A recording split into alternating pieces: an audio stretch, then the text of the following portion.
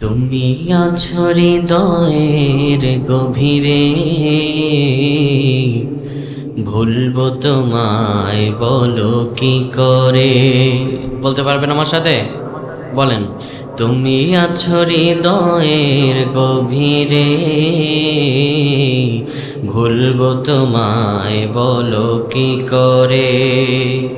দেখি নাই তোমারে কোনো দিন, কোনো দিন দেখি নাই তোমারে কোনো দিন, তবু আছো স্মরণে অমলিন।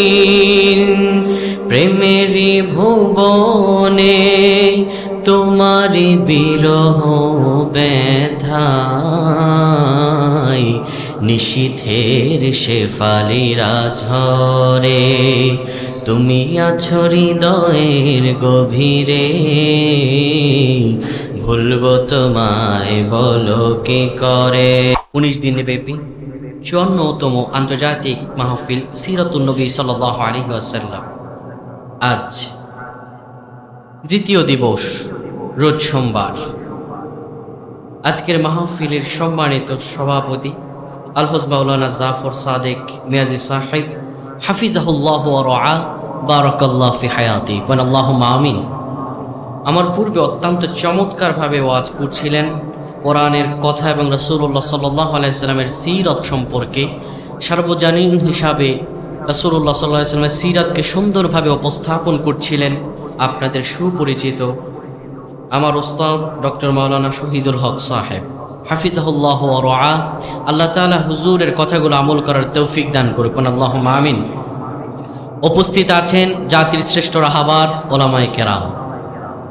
এখানে যারা উপস্থিত আছেন মঞ্চে, প্রত্যেকেই আমার ওস্তাদ সমতুল্য। তো আমি আমার ওস্তাদদেরই ওস্তাদ বলেই ডাকবো, এবং আমার পিতৃতুল্য মুরব্বীরা, আমার সামনে উপবিষ্ট আমার সমবয়সী বন্ধুরা, পর্দা অন্তরালের বা ও বোনেরা, যে যেখান থেকে শুনছেন প্রত্যেককে আমি আবারও সালাম দিচ্ছি, আসসালামু আলাইকুম ওয়া রাহমাতুল্লাহি ওয়া বারাকাতুহু। মহান প্রভুর নিকট লাখো শুকরিয়া জ্ঞাপন করছি যে আল্লাহ সুবহানাহু ওয়া তাআলা আমাদেরকে এই জনজীর্ণ সময়, রাতের ক্লান্তিকাল, যখন পিঠটা একটু বিছানায় লাগাতে মন চায়, ঠিক সেই সময় সকল অলসতা থেকে দূর করে এই অনিন্দ সুন্দর জান্নাতের বাগানে আল্লাহর ওলির মজলিসে আসার তৌফিক দিয়েছেন। এজন্য আবারও শুকরগুজার করছি, পড়ছি আলহামদুলিল্লাহ। শুকরিয়া আদায় করছি সেই মহান শাশ্বত রবের দরবার যে আল্লাহ সুবহানাহু ওয়া তাআলা আমাদেরকে কুল কায়নাতের নবী, নবীদেরও নবী, সকল নবীদের শিরোমণি হুজুর আকরাম হযরত আহমদ মুহাম্মদ মুস্তাফা সাল্লাল্লাহু আলাইহি ওয়াসাল্লামের উম্মত হিসাবে এই পৃথিবীতে প্রেরণ করেছেন। এজন্য আবারও শুকরগুজার করছি, পড়ছি আলহামদুলিল্লাহ। আমরা সকলে আল্লাহর প্রশংসা জ্ঞাপন করছি, পড়ছি রব্বানা লাকাল হামদ হামদান কাসীরান তাইয়িবান মুবারাকান ফি। প্রশংসা করলাম কার? সব সময় প্রশংসা করব কার? বিপদে পড়লে প্রশংসা করব কার? সুখে থাকলে প্রশংসা করব কার? বউ পিটানোর সময় প্রশংসা করব কার? আস্তাগফিরুল্লাহ। আজকে আমাকে যে বিষয় দিছে সেটা হচ্ছে তালাক। তালাক কিন্তু অনেক ক্ষেত্রে বউ পিটানোর ক্ষেত্রেও হয়। তাহলে বউ পিটানোর সময় আল্লাহর প্রশংসা করা যাবে? তাহলে কেমনে বললেন? জোশের বসে হুশ হারালে চলবে না। জোশের বসে হুশ হারিয়েছি বিদায় আজ কাফেররা আমাদেরকে নিষ্পেষিত করছে, ঠিক কিনা? প্রিয় ভাইরা, আলোচ্য আয়াত আমি আপনাদের সামনে তেলাওয়াত করেছি। আজকেরই গুরুত্বপূর্ণ বিষয় আমাকে দেওয়া হয়েছে ইসলামে আইনে তালাক, তালাকের অপব্যবহার এবং কথিত হিল্লা বিবাহ প্রসঙ্গে বিস্তারিত আলোচনা। অল্প কিছুক্ষণ আলোচনার মধ্যে এর বিস্তারিত নির্যাস আমরা কখনো পাওয়া সম্ভব নয়। তালাক এটি একটি ইসলামের গুরুত্বপূর্ণ বিষয়। এটি সংক্ষিপ্ত পরিসরে আলোচনা করে কখনো শেষ করা সম্ভব নয়। আমি তো নগণ্য, এখনো ইলম অন্বেষণ করছি, আমি ছাত্র একজন। তো সেই ক্ষেত্রে আমার পক্ষে এত বড় একটি বিষয় নিয়ে কথা বলা তো কখনো সম্ভব নয়। তারপরেও আপনাদের খেদমতে আমি চেষ্টা করব। কিন্তু আজকের এই আলোচনা থেকে কেউ ফতুয়া গ্রহণ করবেন না। আগেও বলে দিচ্ছি, আজকের আলোচনা থেকে কোনো ফতুয়া গ্রহণ করবেন না। দ্বিতীয়ত, আজকের আলোচনা থেকে আমরা বেসিক কিছু তালাকের বিষয়ে জানব। তৃতীয়ত, আজকের এই বিষয়টি বিবাহিত এবং অবিবাহিত সকলের জন্যই প্রযোজ্য। কেননা তলাবুল ইলমি ফারিদাতুন আলা কুল্লি মুসলিম, প্রত্যেক মুসলমান নরনারীর জন্য দিনে ইলম তলব করা শেখা ফরজ। আমরা বিয়ে করি, কিন্তু বিয়ে করতে গেলে বিয়ে ও তালাক নিয়ে কিছু বিষয় জানতে হয়, পড়তে হয়, সেই ব্যাপারে আমাদের অগ্রাধিকার থাকে না। এটি সবচেয়ে বোকামি কাজ। তাই তালাক এটি একটি গুরুত্বপূর্ণ বিষয়। কতবা মনের ভুলে কোনভাবে কিভাবে তালাক হয়ে গেছে আপনি আমি জানি না। আজকে আমরা তালাকের বিস্তারিত আলোচনা করব শুনবেন তো? শেষ পর্যন্ত থাকবেন তো? সুদূর দূর থেকে এসেছে, আমারে ফালায়া যাবেন না তো? ইনশাআল্লাহ। তাহলে আমরা আলোচনার দিকে মুভ অন করছি। আল্লাহ রাব্বুল আলামিন পবিত্র কোরআনুল কারীমে তালাকের ব্যাপারে অসংখ্য আয়াতে কারিমা বিভিন্ন সূরায় নাজিল করেছেন। বিস্তর আলোচনা আল্লাহ রাব্বুল আলামিন সূরাতুত তালাক একটু করেছেন। আল্লাহ তাআলা বলেন, ইয়া আইয়ুহান নবী, হে নবী, ইযা তাল্লাকতুমুন নিসা, তুমি যখন তোমার স্ত্রীদেরকে তালাক দাও, এখানে সবচাইতে মূল্যবান বিষয় হলো আল্লাহ রাব্বুল আলামিন সাধারণ মানুষের সঙ্গে কথা বলেন না। আমাদের সাথে কথা বলেন? তিনি কথা বলেন তার রাসূলের সঙ্গে, আর তার রাসূলকে দিয়ে আমাদেরকে হেদায়াত দান করেন, ঠিক কিনা? আল্লাহ তাআলা বলেন, হে নবী, ইযা তাল্লাকতুমুন নিসা, যখন তুমি তোমার স্ত্রীদেরকে তালাক দাও, ফাতাল্লিকুহুন্না লিইদ্দাতিহিন্না, তখন তুমি তাদের ইদ্দতের সুবিধার্থে তাদেরকে তালাক দাও, তাদের ইদ্দতের সুবিধার্থে তালাক দাও, ইদ্দতের সুবিধার্থে। ওয়াহসুল ইদ্দা, এবং তাদের ইদ্দতকে তুমি গণনা করো। কত সুন্দর বিধান! আপনি যদি তালাক সম্পর্কে বিস্তারিত এই সূরা তালাকের 1 থেকে 7 নম্বর আয়াত পর্যন্ত পড়েন, আপনি আল্লাহর আইন সম্পর্কে আপনার দিল খুশ হয়ে যাবে। কিভাবে আমরা জানি? আল্লাহ বলছেন, হে নবী, তুমি যখন তোমার স্ত্রীদেরকে তালাক দাও, তখন তুমি ইদ্দতের সুবিধার্থে তালাক দাও। ইদ্দত কি? ইদ্দত হচ্ছে একটি সময়সীমা। ইদ্দতের কয়েকটি প্রকারভেদ রয়েছে। যাদের স্বামী মারা যায় তাদের ইদ্দত হচ্ছে 4 মাস 10 দিন। আর যাদের তালাক দেয়া হয় তাদের ইদ্দত হলো 3 তুহুর, অর্থাৎ 3টা তাদের হায়াস। যখন তাদের 3বার মাসিক হয়ে যাবে, তালাকে অটোমেটিকলি তালাকটা বায়ান হয়ে যাবে। তাদের ইদ্দত হলো 3টি হায়াস। আর যাদের তালাক দেবে কিন্তু তাদের দেখা যায় যে বয়সজনিত কারণে তাদের আর হায়েজ হচ্ছে না, মাসিক হচ্ছে না, তাদের ইদ্দত কি? অথবা কেউ অল্প বয়সে বিবাহ করেছে, মেয়েটা এখনো ঋতুবর্তী হয়নি, তালাক প্রাপ্তা হয়ে গিয়েছে অল্প বয়সে, তো তার ইদ্দত হচ্ছে 3 মাস। অর্থাৎ যে নারীরা বয়সজনিত কারণে তাদের আর হায়েজ হওয়ার সম্ভাবনা নেই, তাহলে তারা তালাক গণনা করবে 3 মাস। আর যদি কোনো গর্ভবতী মহিলাকে তালাক দেয়া হয়, তার ইদ্দত হলো গর্ভ খালাস হওয়া পর্যন্ত। প্রিয় ভাইরা আমার, তালাক এই শব্দটির অর্থ হলো সম্পর্ক ছিন্ন করা, সম্পর্ক ভেঙে ফেলা, ছিন্ন করা, সম্পর্ক ছেদ করা। পারিভাষিক অর্থে বিবাহ বন্ধনে আবদ্ধ হয়ে বিবাহ বন্ধন থেকে সম্পর্ক ছিন্ন করা, এটি হলো তালাক। এই তালাকের অনেকগুলো প্রকারভেদ রয়েছে, তার মধ্যে আমরা আজকে আলোচনা করব 4টি।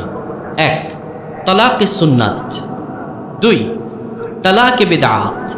3, তালাকে বায়ান। 4, তালাকে রজঈ। এই 4টি বিষয় আমরা আলোচনা করব। তো এখানে আল্লাহ সুবহানাহু ওয়া তাআলা বললেন যে, হে নবী, তুমি তোমার স্ত্রীদেরকে তালাক দাও তাদের ইদ্দতের দিকে লক্ষ্য করে। এবার আপনারা প্রশ্নের উত্তর দিবেন, আল্লাহ তাআলা কি সম্পর্ক চান না সম্পর্ক ভাঙন চান? জোরে বলেন। আমি তো শুনেছি চুনৌতির ময়দানে প্রত্যেকটা শ্রোতা মণ্ডলী, এখানে যিনি ওয়াজ করেন, যথেষ্ট রেসপন্স করেন এবং যথেষ্ট জ্ঞানবান মানুষ। আমার কথা বুঝে থাকলে বলবেন, আল্লাহ সম্পর্ক গড়তে চান না ছিন্ন করতে চান? তাহলে গড়তে চাইলে ছিন্ন করাটা এটা আল্লাহ অপছন্দ করেন, ঠিক কিনা? কিভাবে? আসেন আমরা প্রমাণে যাই। আল্লাহ রাব্বুল আলামিন পবিত্র কোরআনুল কারীমে তালাক দেওয়ার আগে বারবার আমাদেরকে ডেকে বলেছেন, ও মানুষেরা, তোমরা যখন তোমাদের স্ত্রীদেরকে তালাক দাও, একটু চিন্তা ভাবনা করে তোমরা তখন তালাক দাও। সেই চিন্তা ভাবনাটি কি? আল্লাহ রাব্বুল আলামিন বলেন, ওয়ালা তানসাউল ফাদলা বাইনাকুম ইন্নাল্লাহা বিমা তা'মালুনা বাসীর। জোরে বলেন আল্লাহু আকবার। আল্লাহ তাআলা বলেন, স্মরণ করো সেই সময়ের এই স্ত্রীর সঙ্গে তোমার কত হৃদ্যতা, কত ভালোবাসাময় সম্পর্ক। এই স্ত্রীর কারণে তুমি কত জেনা থেকে বেঁচেছ। এই স্ত্রী তো মুমিনা নারী, এই স্ত্রী তো তোমার ভালো চায়। এই মুমিনা নারী, এই স্ত্রী তোমাকে জেনা থেকে বাঁচিয়েছে। এমন ভালোবাসাময় সম্পর্ক তুমি ছিন্ন করো না। এই ভালোবাসাময় সম্পর্ক ছিন্ন করার আগে একবার তুমি তোমার ভালোবাসাময় সময়ের কথা স্মরণ করো। ইন্নাল্লাহা বিমা তা'মালুনা বাসীর। নিশ্চয় আল্লাহ সব জানেন এবং সব কিছু শোনেন, সব দেখেন, ঠিক কিনা? আমার প্রাণের ভাইয়েরা, একজন মুমিনা নারী যদি তার কিছু ত্রুটি থাকতে পারে, কিছু ভুল থাকতে পারে, তার মানে যে ব্যক্তি মুমিন হয় কিংবা মুমিনা হয়, ওই মুমিনা নারী একদমই খারাপ কখনো হতে পারে না। আল্লাহ এই অত্র আয়াত দিয়ে বোঝাচ্ছেন, হয়তোবা তার রান্নাটাই একটু খারাপ, এই জন্য তুমি তারে তালাক দিও না। হয়তোবা সে তোমার একটু যত্ন কম করে, কিন্তু অপর দিক দিয়ে সে হয়তো নফল নামাজ পড়ে, একটু ইসলামের দিকে বেশি হৃদ্যতা, হয়তোবা একটু অন্যদিকে ভালো গুণ। অবশ্যই কোনো না কোনো একটা ভালো গুণকে স্মরণ করে তালাকের কাছে তুমি যেও না। যাওয়ার আগে একটু চিন্তা ভাবনা করো। এই তালাক পর্যন্ত পৌঁছাতে গেলে আপনাকে আল্লাহ সুবহানাহু ওয়া তাআলা কয়েকটা স্টেপ দিয়েছেন। তোর মধ্যে আল্লাহ সুবহানাহু ওয়া তাআলা স্টেপ দিয়েছেন পবিত্র কোরআনুল কারীমে 4 থেকে 5টা। সেই স্টেপগুলো কি? আল্লাহ তাআলা বলেন, সূরাতুন নিসায় আমাদেরকে জানিয়ে দেন, আমাদের তো এখন একটু ঝগড়া হলেই তালাকের উপর তালাক, ঠিক কিনা? বেদাত হচ্ছে ভ্রষ্টতা, আর ভ্রষ্টতাই হচ্ছে জাহান্নামের আগুনের কারণ, ঠিক কিনা? তো এখন তো আমাদের সমাজে তালাক এত অ্যাভেলেবেল হয়েছে, শিক্ষিত মানুষেরাও তালাক দেয়। কই তুইও তালাক, তোর মাও তালাক। আছে না নাই? মিথ্যা বলেছি? চুনতিতে নাই। আল্লাহ তাআলা বলেন, প্রথমেই তালাকের ইন্টেনশন মাথায় ঢুকায় না। শোনো, আমি আল্লাহ বললাম, আর-রিজালু কাওয়ামুনা আলান নিসাই বিমা ফাদ্দালাল্লাহু বা'দাহুম আলা বা'দ। আল্লাহ তাআলা বলেন, আর-রিজালু কাওয়ামুনা আলান নিসা। আমি অবশ্যই নারীদের কর্তৃত্ব দিয়েছি পুরুষদেরকে, এবং শুধু তাই নয়, বিমা ফাদ্দালাল্লাহু বা'দাহুম আলা বা'দ, এবং নারীদের উপর একের উপরে আর অন্যকে শ্রেষ্ঠত্ব দিয়েছি। অর্থাৎ নারীদের উপরে পুরুষদের শ্রেষ্ঠত্ব দিয়েছি। কেন শ্রেষ্ঠত্ব দিলেন? কেন শ্রেষ্ঠত্ব দিলেন? আল্লাহ রাব্বুল আলামিন বলেন, এই জন্য শ্রেষ্ঠত্ব দিলাম, ওয়া বিমা আনফাকু মিন আমওয়ালিহিম। আল্লাহু আকবার। আল্লাহ বলেন, এই জন্য শ্রেষ্ঠত্ব দিলাম কেননা এই পুরুষই তোমার পিছনে টাকা ব্যয় করে। নারীদের দায়িত্ব নেয় কারা? বলেন বলেন। পুরুষেরা নারীকে সুখী রাখার জন্যই তো দেশ থেকে প্রবাস গমন করে, প্রবাসী গিয়ে মাথার ঘাম পায়ে ফেলে। আর এই নারী এখন গতানুগতিকভাবে বলে, আমরা সম অধিকার চাই।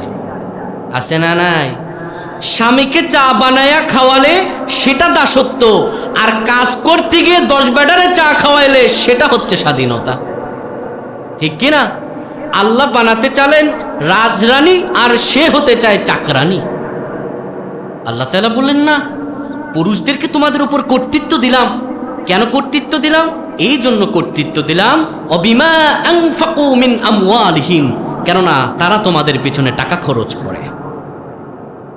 এরপরে আল্লাহ তাআলা বলেন সেই মুমিনা নারী কারা, কাদের পিছনে টাকা খরচ করা হয় তাদের পরিচয় কি আল্লাহ তাআলা বলেন ফাসসালিহাতু কানিতাতুন হাফিযাতুল লিল গায়বি বিমা হাফিজাল্লাহ।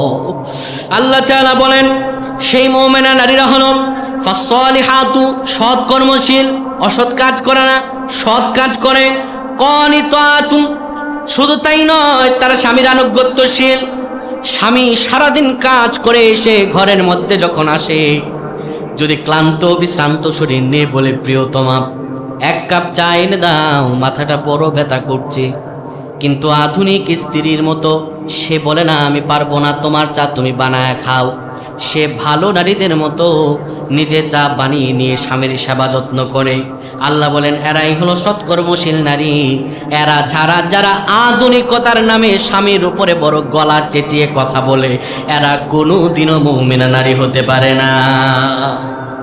আল্লাহ তাআলা বলেন কানিতাতুন আনুগত্যশীল, হাফিজাতুন হেফাজতকারী, স্বামীর মালের হেফাজত করে। শুধু তাই নয়, লিল গায়বি বিমা হাফিজাল্লাহ, আল্লাহ তার স্বামীর জন্য যে লজ্জাস্থানকে হেফাজত করার কথা বলেছেন, সে লজ্জাস্থানকে স্বামী ছাড়া আর অন্য কোনো পুরুষকে দেয় না। এখন তো কোনো মতে স্বামী বিদেশ যেতে পারলে বাবা শাহজালাল, শরীরের সব হালাল, আছে না নাই? আফসুস, পরকীয়া রন্দে রন্দে ছড়াচ্ছে। এখনকার মা বোনেরা তো একদম পর্দা করতেই চায় না। আল্লাহ বুঝদান করুক, আল্লাহুম্মা আমিন। আল্লাহ বলেন না, তারা হেফাজত করবে। নাসাই শরীফের একটি হাদিস, রাসূল সাল্লাল্লাহু আলাইহি ওয়াসাল্লাম বলেন মাইয়াদমাল লিমা বাইনা লিহিয়াইহি ওয়া মা বাইনা রিজলাইহি আদমাল্লাহুল জান্নাহ। নবীজি বলেন দুইটা জিনিসের সিউরিটি কেউ যদি যেতে পারে, আমি রাসূলুল্লাহ তাকে জান্নাতের সিউরিটি দিলাম।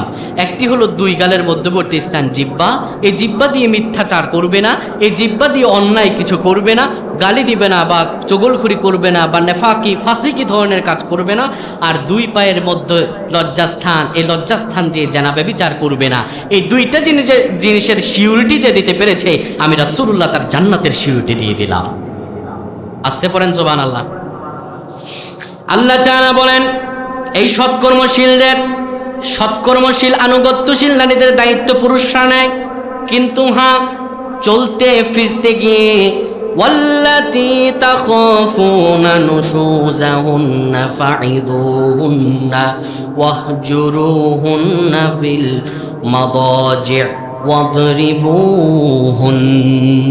আল্লাহ তাআলা বলেন কিন্তু তোমরা চলাফেরা করতে গিয়ে আল্লাতী তাখাফুনা নুশুজাহুন্না, যদি তোমার স্ত্রী তোমার অবাধ্য হয়, এই আশঙ্কা যদি তুমি করো, স্ত্রী তোমার কথা শুনবে না, স্বামী বলে ডানে স্ত্রী বলে বাঁয়ে, স্বামী বলে 10 টাকা স্ত্রী বলে 20 টাকা, যদি দেখো তোমার মধ্যে মিল না হয়, তবে শোনো, প্রথমে তুমি মাথা গরম করে তালাক দিও না।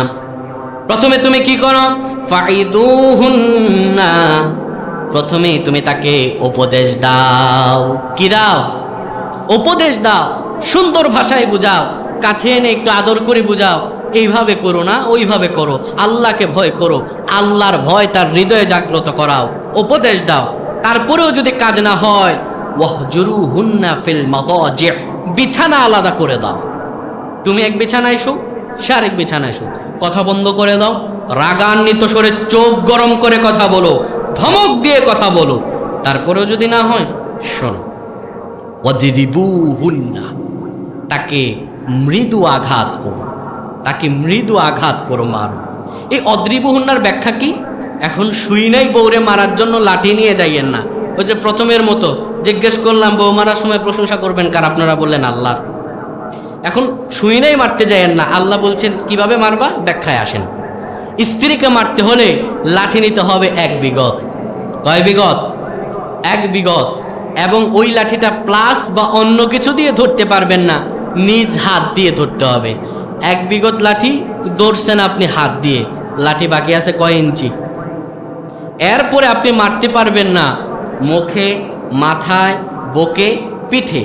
মৃদু আঘাত করতে পারবেন কোমর থেকে পা পর্যন্ত। যদি কারো বউ মোটা হয় আর কেউ যদি এই ছোট লাঠি দিয়ে মারতে যায়, বলবে আল্লাহ আমার কুতু কুতু লাগতেছে, আমারে ছেড়ে দাও। তার মানে এই আয়াত দিয়ে আল্লাহ মারার ব্যাপারে উৎসাহিত করেন বলেন বলেন করেন নাই, নিরুৎসাহী করেছেন। মৃদু আঘাত করো, স্বল্প আঘাত করো। শোনো, স্বল্প আঘাতের পরে যদি فَإِنْ أَطَعْنَاكُمْ فَلَا تَبْغُوا عَلَيْهِنَّ سَبِيلًا। মৃদু আঘাত করার পরে যদি তুমি দেখতে পাও তোমার স্ত্রী আল্লাহর ভয়ে সে অবাধ্যতা থেকে ফিরে এসেছে, তাহলে শোনো, তোমরা তালাকের পদক্ষেপ নিও না। সুবহানাল্লাহ। আমার আল্লাহ সম্পর্ক ভাঙতে চান না, আমার আল্লাহ চান সম্পর্ক জোড়া লাগুক। সুবহানাল্লাহ বিহামদি। এরপরে আল্লাহ তাআলা বলেন, ইন্নাল্লাহা কানা গফুরুর রহিমা। নিশ্চয় আমার আল্লাহ গফুর ও দয়াশীল, ক্ষমাশীল ও দয়াশীল। এরপরে ইন্নাল্লাহা কানা আলিয়ান কাবীরা, আল্লাহ অবশ্যই দয়াবান এবং তিনি অত্যাধিক বড়। তারপরেও যদি না হয়, মারলেন, মৃদু আঘাত করলেন, বুঝালেন, বিছানা আলাদা করলেন, হচ্ছে না। এবার আল্লাহ তাআলা বলছেন, তারপরেও যদি না হয়, وَإِنْ خِفْتُمْ شِقَاقَ بَيْنِهِمَا فَابْعَثُوا حَكَمًا مِّنْ أَهْلِهِ وَحَكَمًا مِّنْ أَهْلِهَا। যদি তারপরও না হয়, তাহলে ছেলের পক্ষ থেকে 2 জন সৎকর্মশীল এবং নারীর পক্ষ থেকে 2 জন সৎকর্মশীল অভিভাবক নিয়ে একটা সমাবেশ করো, একটু আলোচনায় বসো, সালিশ বসাও। তারপরেও বিচ্ছিন্ন হয়েও না। এই সালিশ বসানোর পরে ইউরিদা ইসলাহাইয়ু ওয়াফিকিল্লাহ বাইনাহুমা, যদি এরপরে তোমরা মীমাংসা হয়ে যাও, তবে আল্লাহর দয়া তোমাদের উপর বর্ষিত হবে। ইন্নাল্লাহা কানা আলিমান খবীরা, নিশ্চয় আল্লাহ সব জানেন এবং খবর রাখেন। সুবহানাল্লাহ। যদি তোমরা মিলিত হয়ে যাও, এটা আল্লাহ কল্যাণ দান করবেন, এটা আল্লাহ রহম দান করবেন। তারপরে আসেন, এই কল্যাণ আল্লাহ তাআলা দান করলেন যখন স্বামী স্ত্রী মিলিত হয়ে গেল, যখন তারা আর সম্পর্ক ছিন্ন করতে চাইল না। কিন্তু তারপরেও যদি না হয়, 5টা স্টেপ। প্রথম নাম্বার, উপদেশ দিবেন। উপদেশ দেওয়ার পরে যদি না হয়, চোখ গরম করে কথা বলবেন। তারপরেও যদি না হয়, বিছানা আলাদা করবেন।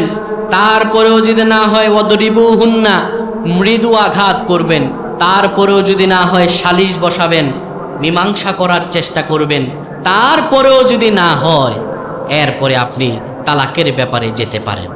প্রিয় ভাইরা আমার, এখন কথা হচ্ছে, কিছু কিছু মানুষ এই তালাকের কিছু দৃষ্টান্ত দেখে তাদের হৃদয়ে অভিভূত হয়। তারা বলে, ইসলামে এই তালাকের বিধানটা না থাকলেই ভালো হতো। অনেকে এটা মনে করে। এটি মনে করার কারণ নেই, কেননা তালাক এটি আল্লাহ তাআলার একটি বিধান। তাহলে এখন আপনি সুন্দর করে বুঝে শুনে উত্তর দেবেন, আল্লাহর কোনো বিধান বান্দার জন্য অকল্যাণকর হয়, এমনটা হয়? বলেন, এমনটা হয়? আপনি যদি একটু লক্ষ্য করেন, তাহলে আপনি বুঝতে পারবেন। প্রিয় ভাইরা আমার, এবার আমরা আলোচনা করব বিভিন্ন ধর্মে তালাক।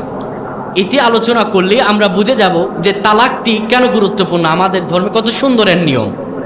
প্রথমে আমরা জানি হিন্দু ধর্মের তালাক সম্পর্কে। হিন্দু ধর্মে তালাক বলতে কিছু নাই।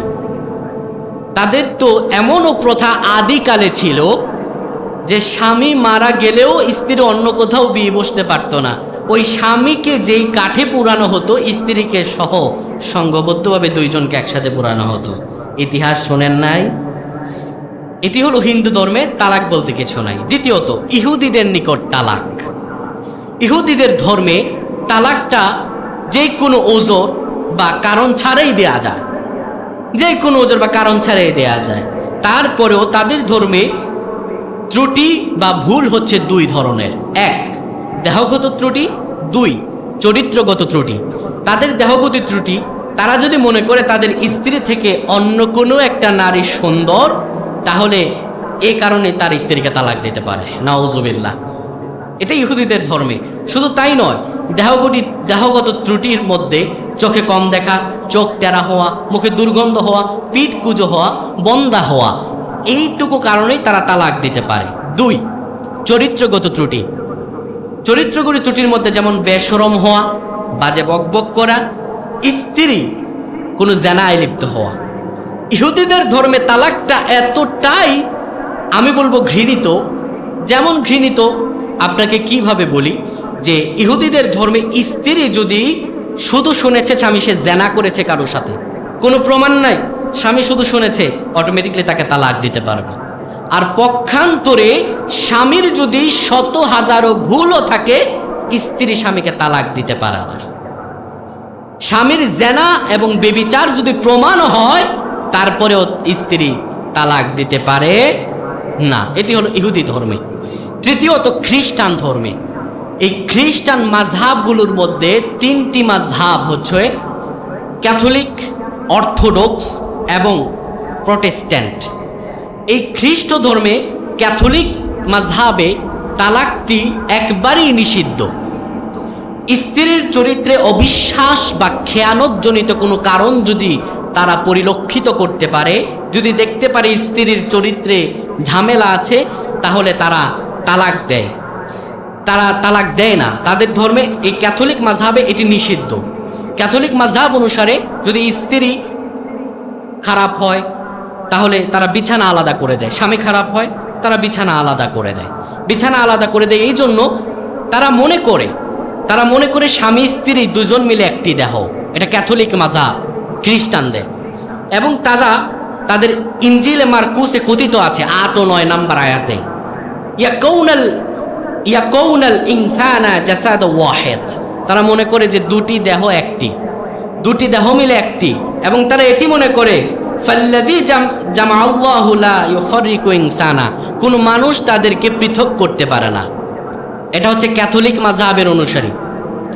আর বাকি দুইটা মাযহাব অর্থোডক্স ও প্রটেস্ট্যান্ট, এই দুটি মাযহাবে তালাক সিদ্ধ, কিন্তু তালাকের পরে স্বামী ও স্ত্রী আর বিবাহ বন্ধনে অন্য কোথাও আবদ্ধ হতে পারে না।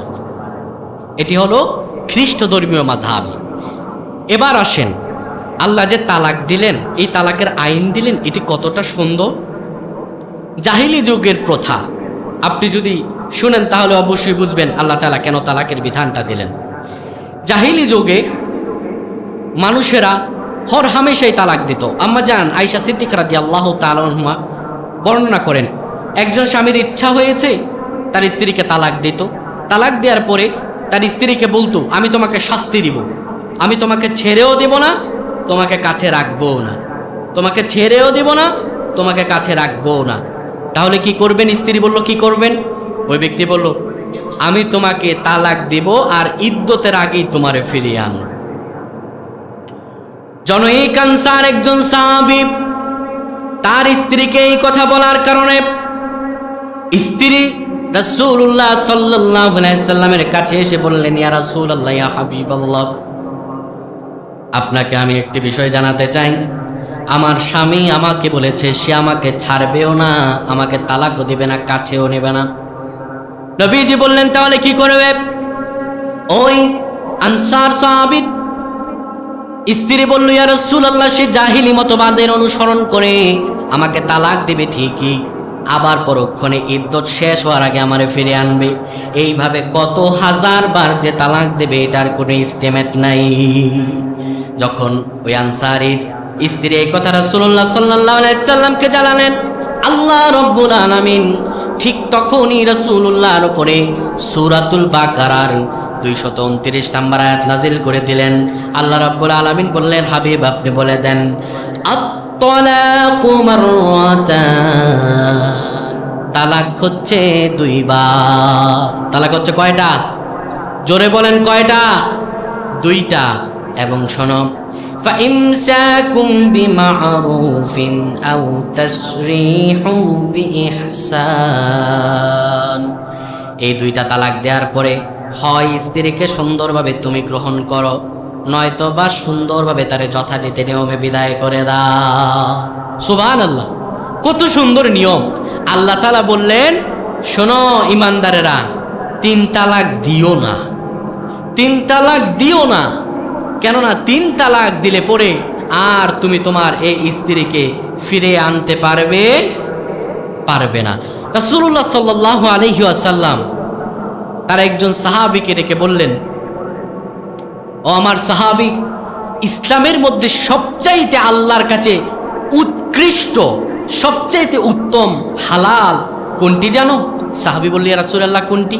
নবী করিম সাল্লাল্লাহু আলাইহি সাল্লাম বললেন, একজন দাসকে মুক্ত করা, অর্থাৎ দাস প্রথা মুক্ত করা। এটি হলো ইসলামের মধ্যে সব হালালের উৎকৃষ্ট উত্তম হালাল।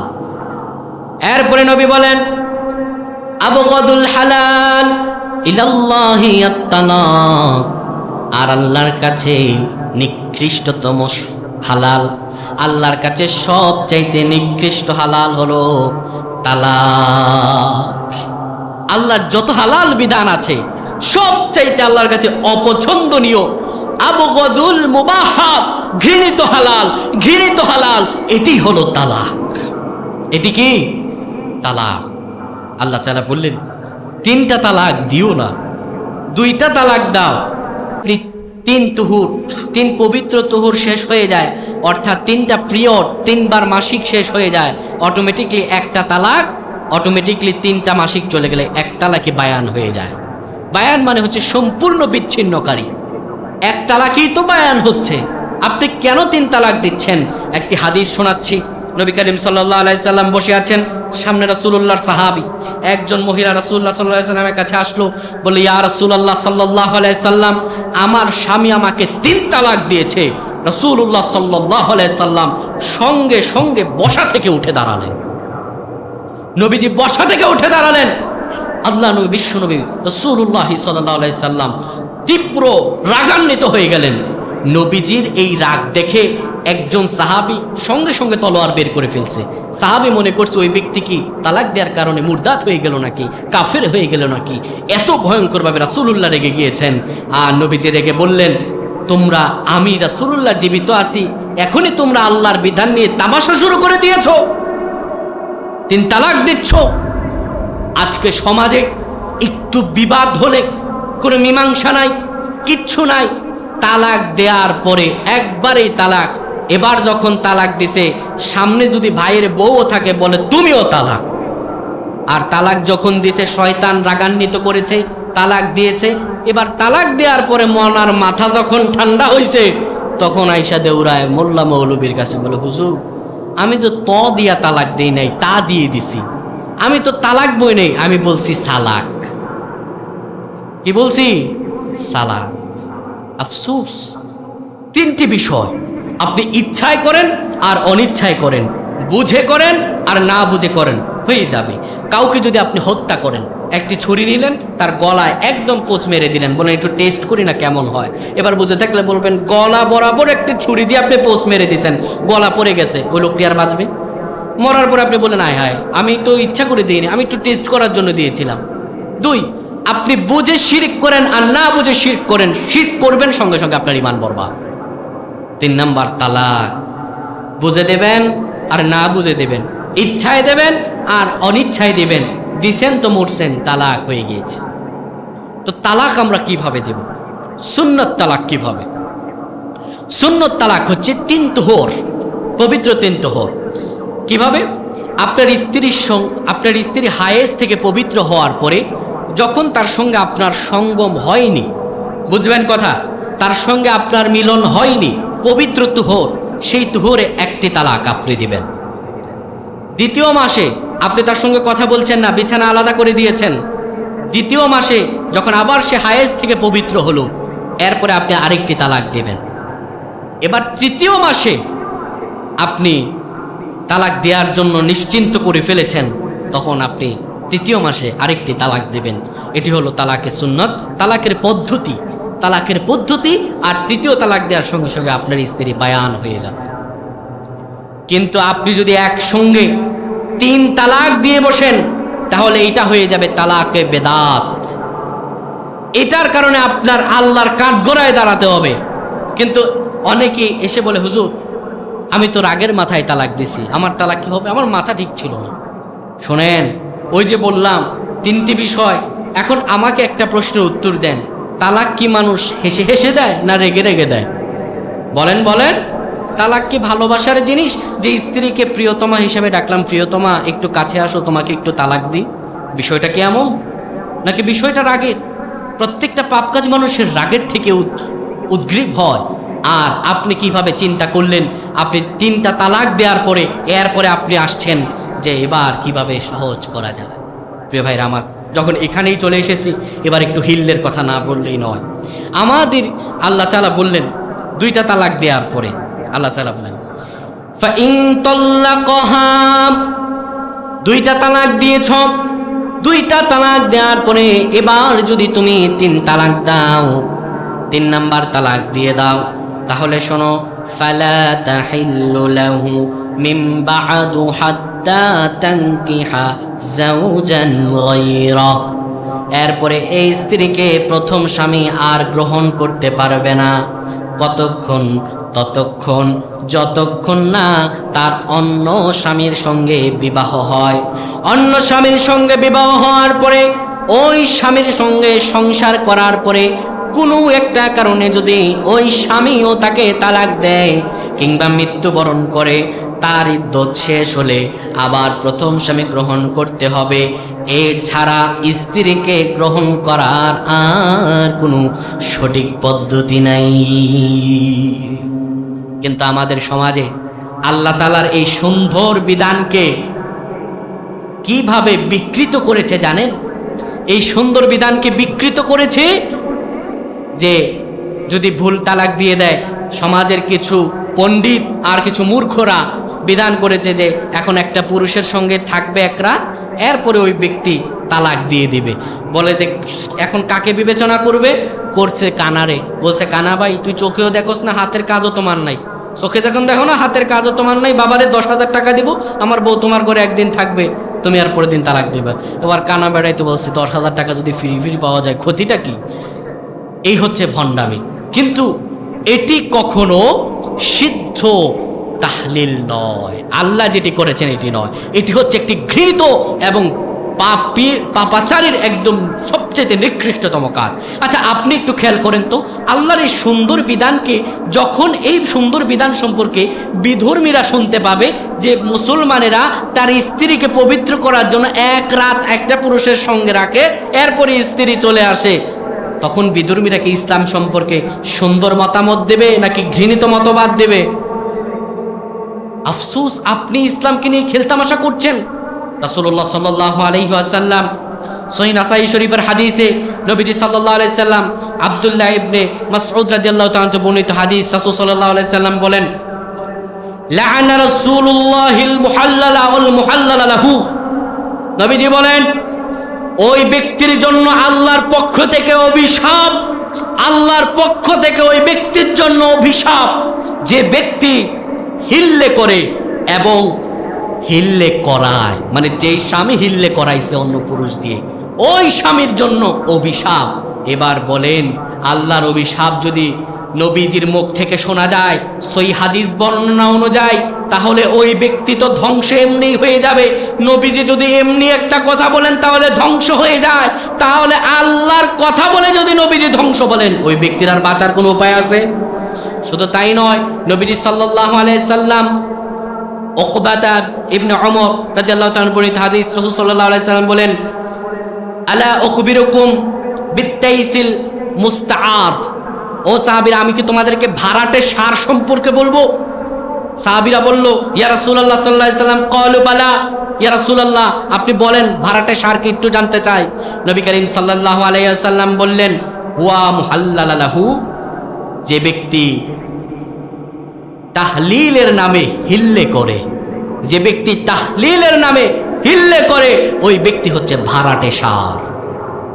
এতটা ঘৃণিতভাবে রাসূলুল্লাহ সাল্লাল্লাহু আলাইহি সাল্লাম বলেছেন। আল্লাহর এই সুন্দর বিধানকে আমরা কেমন করে বিকৃত করে দিলাম? আপনি কি একবারও চিন্তা করেন না কিয়ামতের ময়দানে আপনার দাঁড়াতে হবে? প্রিয় ভাইরা আমার, আমরা যে সূরাতের তালাকের 1 নম্বর আয়াত বললাম সেটি শেষ করিনি। আমরা শুধু এতক্ষণ জানলাম তালাকের পদ্ধতি। এবার আসেন আমরা তালাকের প্রকারগুলো শুনি। 1 নম্বর সুন্নাত তালাক। কোনটা? 3 মাসে 3 তালাক সঠিক পদ্ধতিতে। সেই 3 মাসে স্ত্রীর সঙ্গে মিলিত হওয়া যাবে না। যদি আপনি কোনোভাবে এই 3 তুহুরে অর্থাৎ তালাক দেওয়ার পরে এই 3 ইদ্দতের সময় আপনি 2টি তালাক দেন কিংবা 1টি তালাক দেন, 1 থেকে 2টি, এই 2টা তালাক পর্যন্ত তালাকের জিই অর্থাৎ ফিরিয়ে নিয়ে আসা, তালাকটা আপনি ভেঙে ফেললেন, স্ত্রীকে আপনি ফিরিয়ে নেওয়ার সুযোগ রয়েছে। কিন্তু 3 মাস অতিবাহিত হয়ে যাওয়ার পরে, বুঝেন কথা, 1 তালাক দিয়েছেন, 2 তালাক দিয়েছেন, 3 মাস ইদ্যত পালন হয়েছে স্ত্রীর, এরপরে স্ত্রীকে আপনি 2টা দিয়েছেন, এর বেশি দেন নাই, এরপরে কিন্তু অটোমেটিকলি তার ইদ্যত পালন হওয়ার পরে আপনার সঙ্গে সম্পর্ক তার শেষ। এরপরে স্ত্রীকে যদি আপনি আনতে চান, তাহলে মাসালার গত দিক দিয়ে হলো স্ত্রীকে আবার নতুন করে বিবাহ করে তাকে আনতে হবে। কথা বুঝতে পেরেছেন? নতুন করে বিবাহ করে সবাইকে খাওয়ায় এরপরে আনতে হবে। তারপরেও স্ত্রীর ইচ্ছা থাকতে হবে, তার ইচ্ছার বিরুদ্ধে তাকে আনা যাবে। কিন্তু আপনি 2 তালাক দিয়েছেন, এখনো তার ইদ্যত পালন হয় নাই, আপনি চাইলে তখন তালাক রেজিই করতে পারবেন, তালাকটা ফিরিয়ে নিতে পারবেন। কিন্তু বাবারে 3 তালাক দেওয়ার পরে আর স্ত্রীকে ফিরিয়ে আনা সম্ভব নয়। এবার আসেন, আল্লাহ তাআলা বলেন, তোমরা স্ত্রীদেরকে তালাক দেবে, তাদের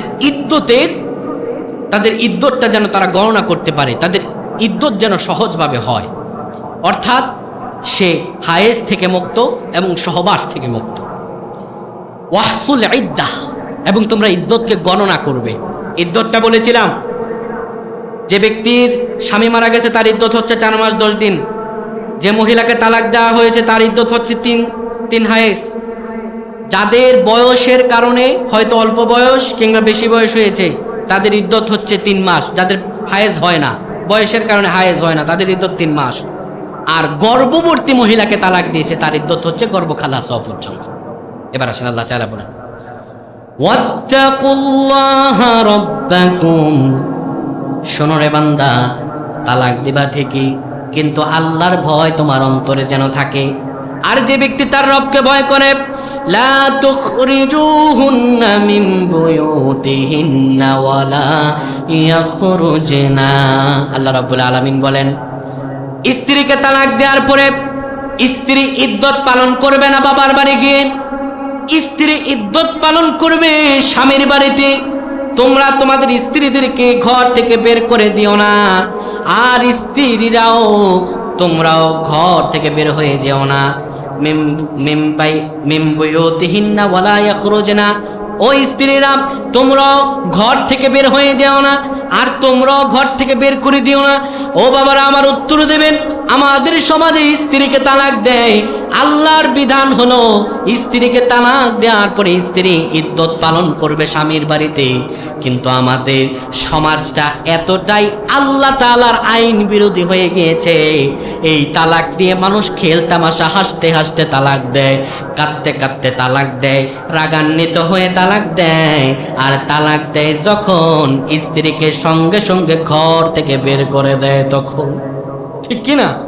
কিন্তু আল্লাহ বললেন না, তালাক দেওয়ার পরে লা তুখরিজুহুন্না মিন বুয়ুতিহিন্না ওয়ালা ইয়াখরুজনা, তুমি স্ত্রীকে ঘর থেকে বের করে দিও না, আর স্ত্রীরাও নিজেরাও বের হয়ে যেও না, একই ঘরে থাকবে।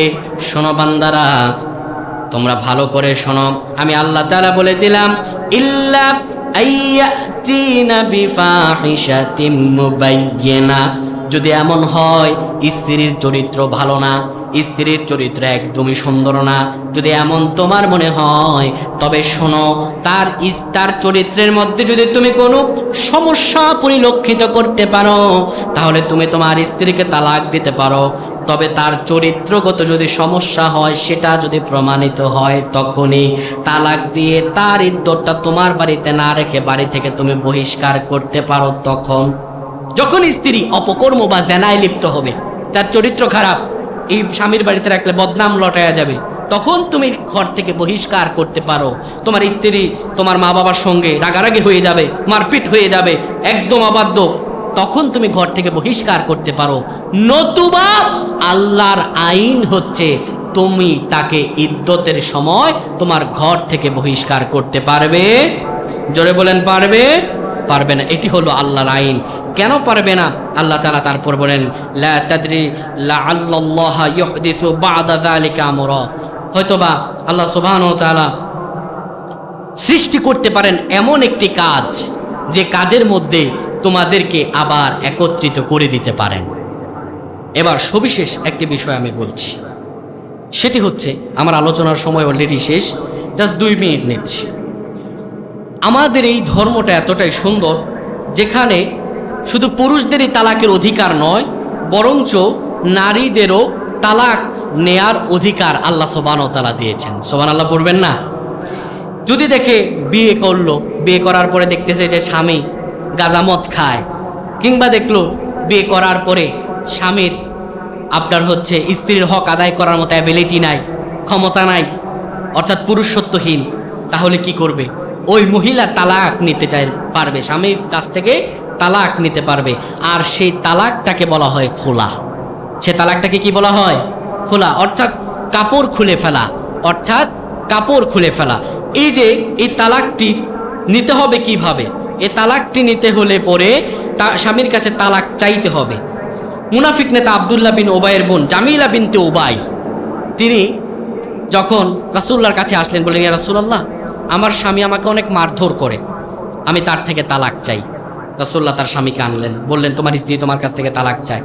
ওই ব্যক্তি বলল, ইয়া রাসূলুল্লাহ সাল্লাল্লাহু আলাইহি সাল্লাম, তাহলে আমার স্ত্রীকে আমি বিবাহের সময় দেনমোহর হিসাবে 2টা বড় তরুতাজা খেজুর গাছ দিয়েছিলাম, সেই খেজুর গাছ আমাকে ফিরিয়ে দিক, আমি তাকে তালাক দিয়ে দিব। তখন রাসূল সাল্লাল্লাহু আলাইহি সাল্লাম বললেন, তুমি কি তার খেজুর গাছগুলো ফিরিয়ে দিয়ে তালাক নিতে রাজি আছো? স্ত্রী বলল, ইয়া রাসূলুল্লাহ, আমি তো খেজুর গাছ ফিরিয়ে দিব, আরও যদি কিছু চাই আমি তাও দিব, তারপর আমি তালাক চাই। অর্থাৎ স্ত্রীর পক্ষ থেকে যে তালাকটা আসবে সেটাকে বলা হয় খোলা।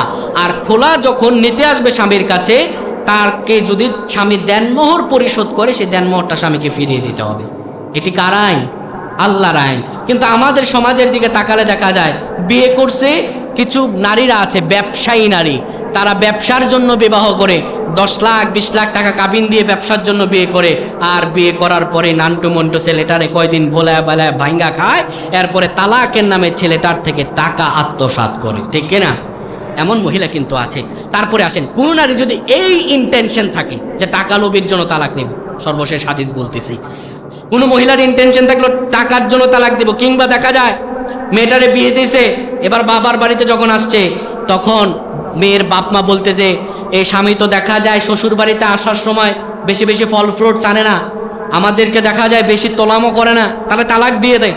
অনেক মা বাবা আছে না, মানে মেয়ের সংসারে গিয়ে চটকদারিতা করে, মেয়ের সংসারে গিয়ে চটকদারিতা করে একটা সংসারকে বিচ্ছিন্ন করে। যদি কোনো স্ত্রী অন্যায়ভাবে তার স্বামীকে তালাক চায় আর মা বাবা যদি সেখানে উৎসাহিত করে, তাদের পরিণতি কি হবে?